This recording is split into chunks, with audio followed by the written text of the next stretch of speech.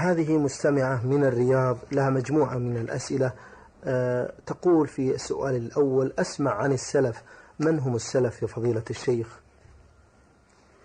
السلف معناه المتقدمون،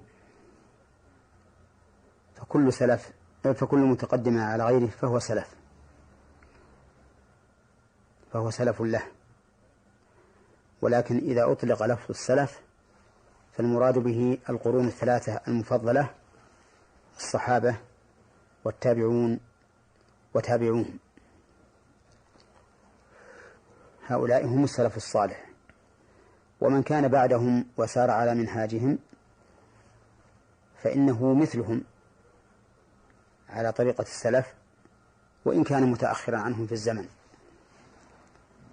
لأن السلفية تطلق على المنهاج الذي سلكه السلف الصالح رضي الله عنهم، كما قال النبي عليه الصلاة والسلام: إن أمتي ستفترق على 73 فرقة كلها في النار إلا واحدة وهي الجماعة. وفي لفظ: من كان على مثل ما أنا عليه وأصحابي.